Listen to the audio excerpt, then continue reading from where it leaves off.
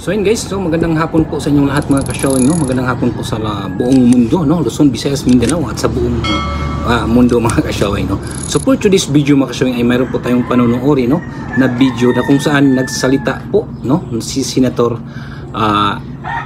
Chis Escudero, no? So bago natin panoorin dyan mga ka-showing, don't forget to like, share, comment down below mga ka-showing para makita at mabasa po natin ang inyong mga komento tungkol po dito sa pag-usapan natin at yung video na panonoorin nyo po mga ka-showing. And don't forget to subscribe.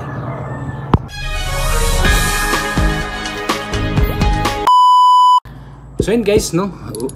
Pag-usapan po natin itong sinabi po, no, ni Chis Escudero, no? Senator Chis Escudero, na kung saan ipinagpaliban muna niya yung pagtalakay po ng impeachment po ni VP Sara. No, dapat ay sa June 2, dapat daw sila sa June 2 ay ipinagpaliban niya sa June 11 kasi po mayroon po silang 12 priority measures na dapat ipasa ng 19 Congress mga ka-showing ngayong pagbalik po nila sa June 2 hanggang June 12.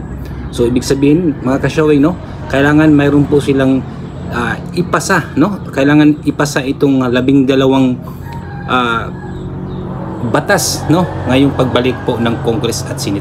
Kaya ipinagpaliban po ni Chis Escudero, no, Senator Chis Escudero, yung pagtalakay sa impeachment po ni VP Sara, no, dahil mayroon po silang 12 priority measures, no, na dapat ipasa. At alam nyo ba mga ka-showing, no, isa sa 12 priority na ipasa po nila sa June 2 hanggang June 10 ay yung ano po mga ka-showing, no, makikita po natin dito at ang Anti-Pogo Act setting the term of isa po dito mga ka-showing, no, ang term setting of barangay election mga ka-showing, no. So kaya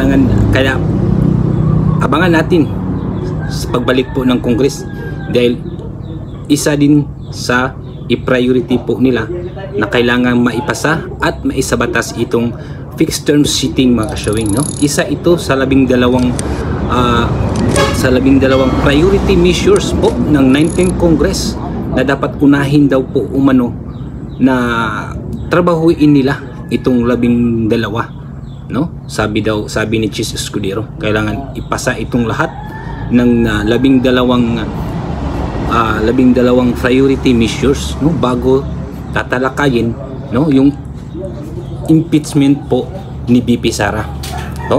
So maliwanag na, no, may puruhan na maipasa po itong fixed term seating mga ka-showing, no, kasi ipa-priority daw po nila, no, sa pagbalik po nila sa June 2, no. So ilang araw na lang po mga ka-showing, 3 araw na lang, no, 3 araw na lang nating naabangan at hintayin, no, itong fixed term seating mga ka-showing ng BSKE, kung ito ba ay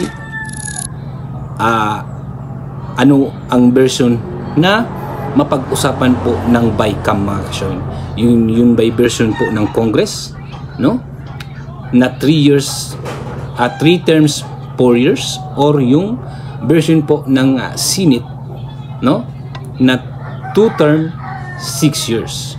So abangan na lang po natin yan mga ka-showing, no, dahil isa itong fixed term seating ng BSKE mga ka-showing na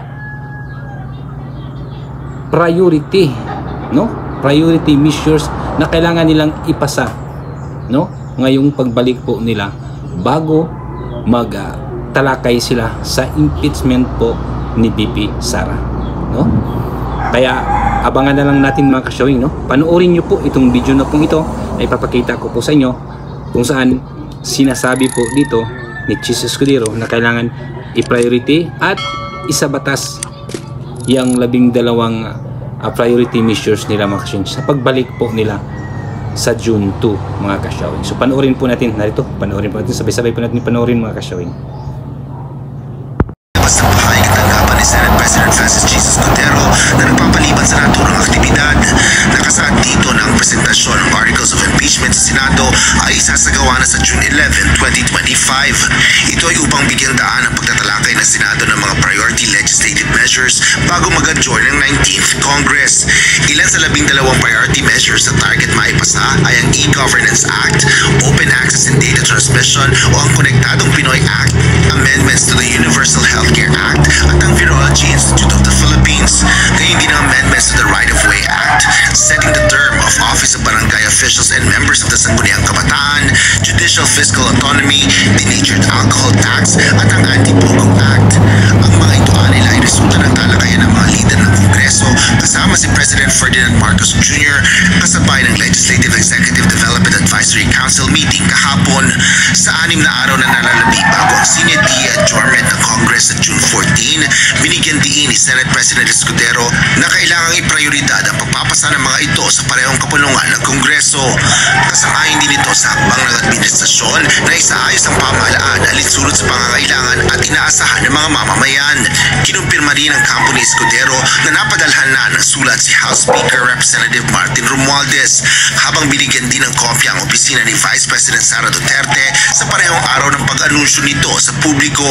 Bukod sa pag-aaproba ng mga naturang panukala, kailangan rin anyang kilusan ng mahigit 200 presidential appointments. Kabilang na dito ang cabinet secretaries, opisyal ng constitutional commissions, foreign service officers at officers ng Armed Forces of the Philippines.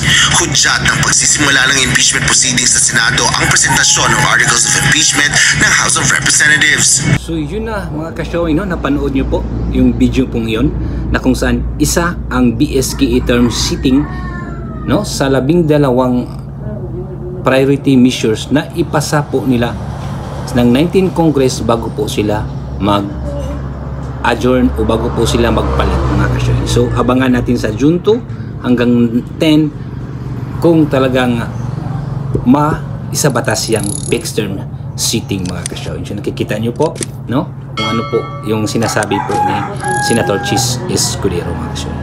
So yun lang po mga ka-showing, no. Maraming salamat po sa inyong walang sawang panonood at sa inyong walang sawa pong pagsuporta po sa ating channel mga ka-showing.